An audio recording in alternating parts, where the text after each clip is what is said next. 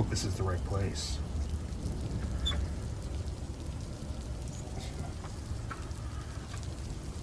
Talk about rolling out the red carpet.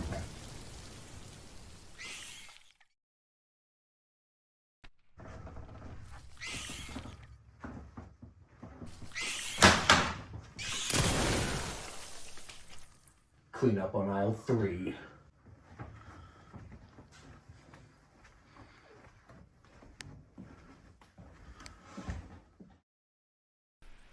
Resident Evil 9? Welcome back to Hot Chips, everybody. It's yours truly.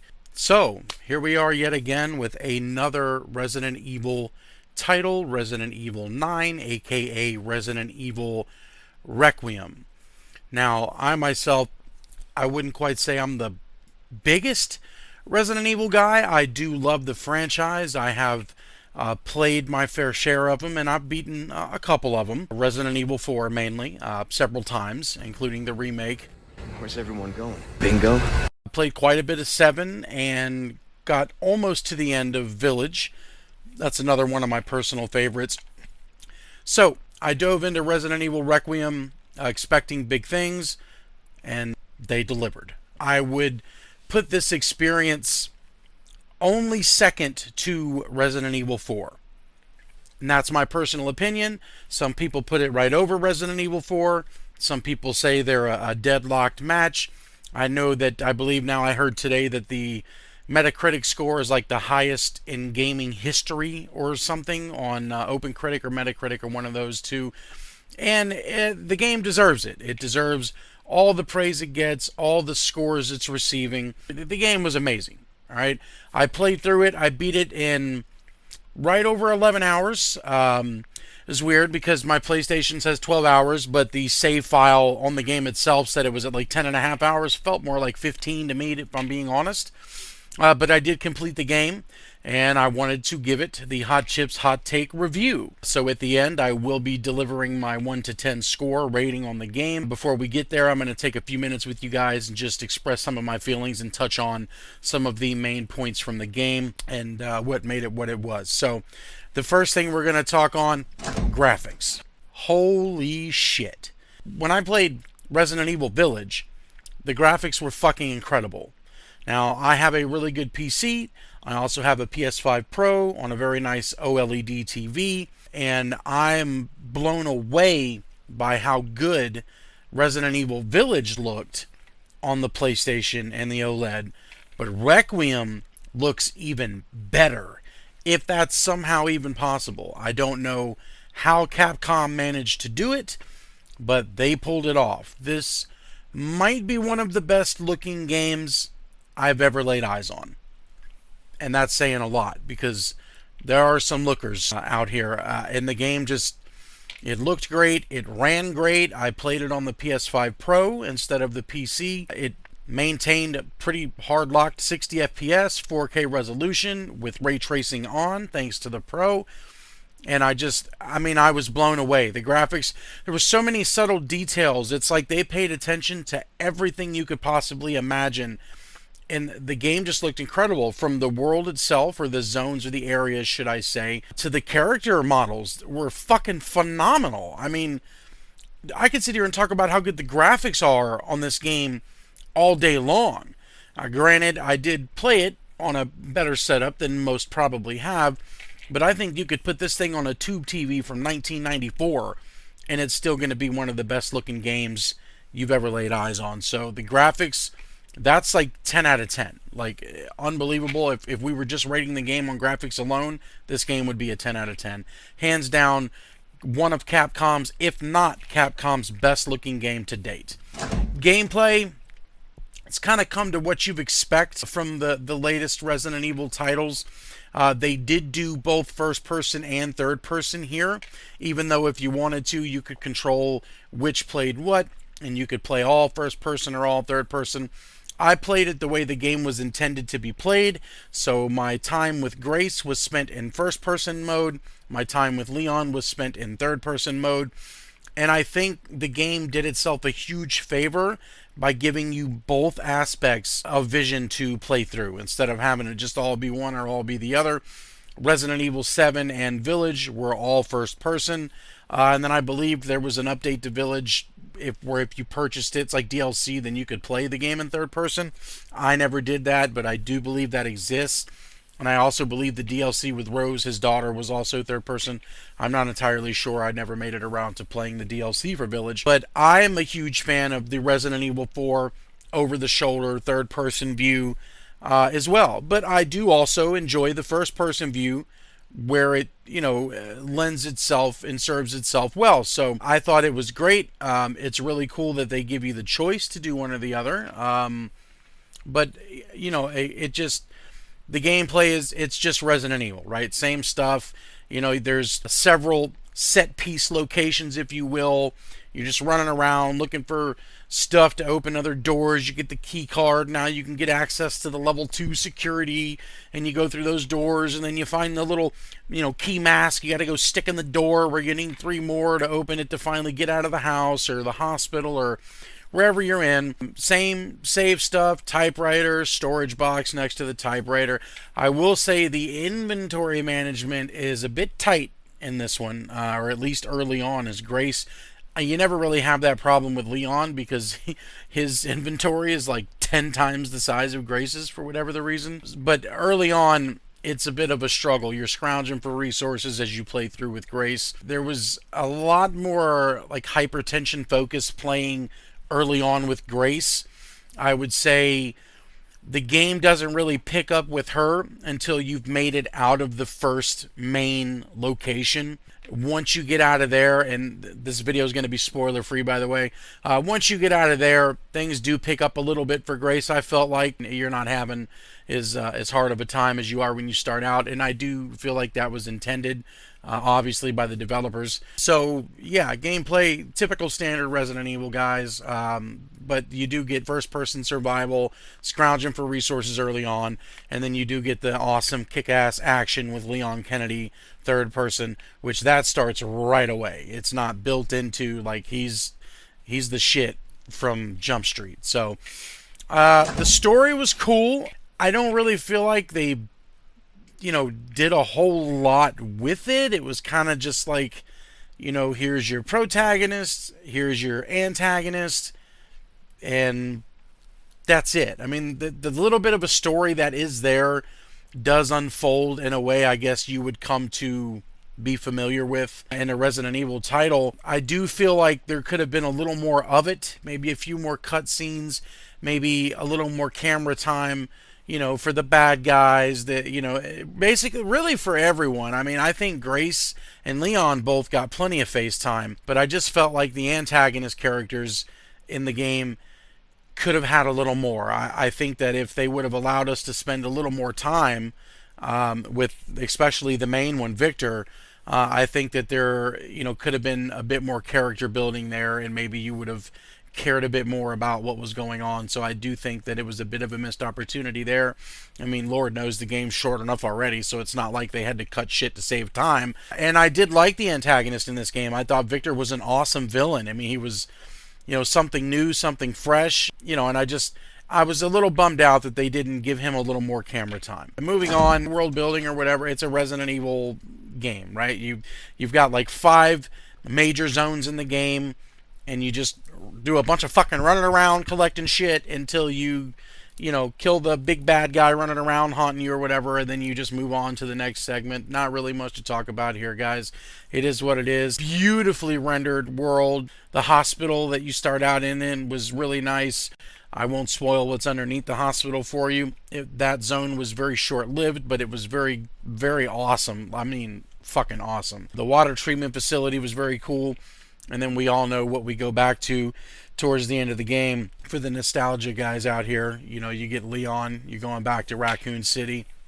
I won't say any more about that. All the zones in the game, like, I don't feel like any one zone outdid any of the other ones. They were all beautifully handcrafted, very well executed, very well done. That's about it for the world. I mean, there's, like I said, there's 5 main segments. You run around like a chicken without a head until you figure the shit out, and then you move on. The weapons in the game, standard. Your gear is typical Resident Evil. You start out with the little 9mm pistol or the Beretta or whatever the case is, and then, they make you play a good portion of the game with just that, and say your knife. With this one, instead of just giving you like a combat knife or whatever, you actually ran around and, like, I was collecting like kitchen knives, and the knives had like durability on them. So once it broke, and then you didn't have any melee weapon to try and defend yourself from the zombies when you were out of ammunition, say, like a lot of other Resident Evil games. If your knife broke until you were lucky enough to find another one. But just your standard stuff. You had your pistols. Leon gets to play with a lot more guns than Grace does. You got your sniper rifle, your bolt action. You got your little SMG. You got your shotguns. Just same old stuff you see in all these Resident Evil games as far as the weapons. Very cool to use. There were attachments you could also find for the weapons and put on them if you wanted to. None of it really felt super necessary during my playthrough. I did play through standard mode. I didn't put it on the hardest difficulty. I just played the standard experience. I did unlock an insanity difficulty, I believe it's called, once I finished the game. Maybe I go back and see how that is. Maybe not. There is a slight element of crafting in the game. It's kind of weird, though, to be honest with you. I'm really not sure I quite understand how it works, but like you get this this little injector like capsule thing, and you fill it up with the blood of the zombies and shit you kill, and then you go to like this 3D printer thing, and then you're able to like mix your scrap metal that you find with the blood, and that somehow spits out bullets. I don't know, super Resident Evil-y thing to do. Not sure it makes sense. Who knows? You did not have to go back to the 3D printer every time. Just when you found a new like hemoglobin or something, you have to solve the little blood puzzle and get them all to line up correctly, and then it's like, oh hey, now you can craft this. So once you were done there, you were able just to craft from your inventory like most RE games. But the whole blood transfusion and mixing it with scrap metal, and somehow that's spitting out bullets for you. I don't know, man. You could also make other things like these little like injector like super syringe things. One of them you could make was like a one shot. If you were able to sneak up behind the zombies, you could just like pop them in the neck with this thing, and it was like it automatically killed them. But they were one time use, so like if you only had one or two, you were only going to be able to do it one or two times until you were able to craft more, which didn't really seem to be happening a whole hell of a lot. They were cool when I had them, kind of thing. I never really wasted the time. I was always making bullets. Making bullets. Like, I'm a handgun fan in these games, so I trick out the handguns, and I just try to make sure I always have as many bullets as I can, because these fuckers are taking like 4 or 5 bullets when you start out. There are these little upgrade things you can find as Grace, where you can either use them to like upgrade your overall health, or you can use them to upgrade how good she is with the gun. I chose to go strengthening her with the gun versus upgrading my health, as I never really seemed to take any issue with the health that I had initially. I mean, you could take 3-4 bites from these guys before you actually died in most cases, so I never used one to upgrade my health a single time, but I always pumped them into making her better shooting. So then of course now it's taking 3 bullets to down them instead of 4 bullets. The game does a very good job at giving you upgrades, but making sure the upgrades do not feel like they make a world of difference, just a little bit. And I think in a game like this, it serves it very well. Back to touch on the bad guy again, Victor. Phenomenal job. Whoever the motion capture actor, the voice actor, I thought he was great. I thought he was just the right amount of creepy but mysterious, and you're not really sure what he's up to, if he thinks what he's doing is good or bad, or who he works for. I mean, a lot of these things come out at the very end, but again, I'm not going to spoil anything for you. But I thought Victor was awesome. I thought they did a great job with the villain this time around. Grace was new to the franchise. I thought the voice actor did a good job, but there were some times where I do think she was a little over the top. Like, where are you going? You know, who is that? What are you doing? Like, you didn't have to do that every time you said something. What do you mean? You know what I mean? Like, you could have, I mean, so when the occasion called for it, sure. But every time this bitch opened her mouth, it was, it didn't have to be every single fucking time. Just my opinion. Don't crucify me for that. Outside of that, I think she did a phenomenal job. I think the character was played out very well. I think the acting was done very well. I understand the shitstorm she was in. I get it. But you didn't have to talk like this every time you said something. Just got a little annoying. Just my opinion. Leon Kennedy. Excuse me. This, hands down, best Leon Kennedy we've ever had in a Resident Evil game. Peak Leon. Better than Leon Resident Evil 4. Period. I'm sorry. If you don't agree, you don't agree. But I'm telling you, from my opinion, from my point of view, this was peak Leon Kennedy. Old, like, grungy and cringy fucking Leon, and he was infected, and, you know, the whole time you're wondering, like, what's going to happen with that. But I tell you what, it didn't slow him down being a fucking John Rambo badass, because this dude was just swimming through this shit like he was made for it. And which, I guess, if you know his backstory, he kind of was. But peak Leon Kennedy, pretty cool Grace. And that's pretty much it. I'm going to keep this one short, sweet, and simple, guys. Resident Evil 9, Resident Evil Requiem. Enjoyed every moment I played it. Glad I had the opportunity to beat the game and get it finished. 1 out of 10, HottChipzz hot take rating. Guys, I'm going to give this one a 9 out of 10. I know, before you all jump on my ass, oh, this is an 11 out of 10, and it's a 10 out of 10. I get it. You know, I almost considered a 9.5. Almost. But in my opinion, RE4 is still king, and that's a 9.5 to me, not a 10. And here at HottChipzz, we don't give out 10s. We don't. And if we do, then it was earned 100% of the way. That's not to say that this game did not earn all of the praise it's getting and all of the high scores it's getting. I'm just saying a 9 out of 10 to me is probably a 10 out of 10 to you. So thanks for stopping by the channel, everybody. If you're new here, please think about hitting that subscribe button. It does help us here with the YouTube algorithm and gets our channel out to more people. And always, you know, let me know what you guys think in the comments. I do read all the comments. I do personally firsthand respond to them as well.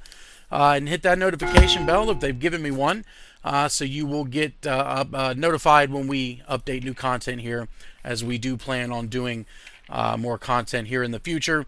We're going to plan on doing a retrospective video for the entire Resident Evil story and series from start to finish, or at least where we are currently.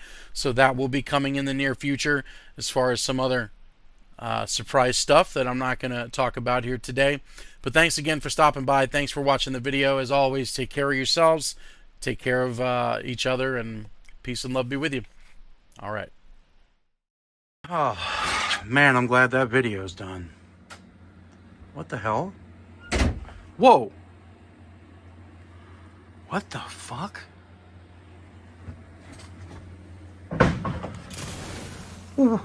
What was that? What?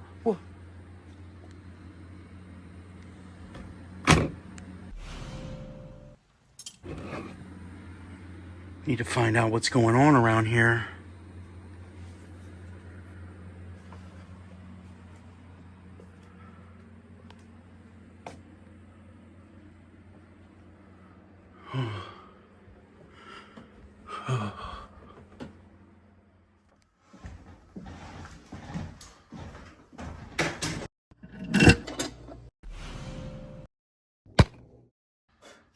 Merry Christmas to me.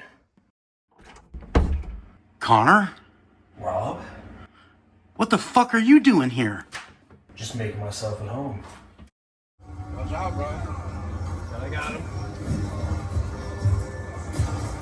Ooh, headshot. Okay. Oh!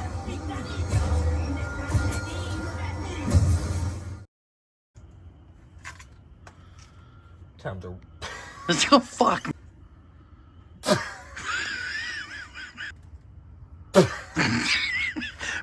See if this is the right place. No.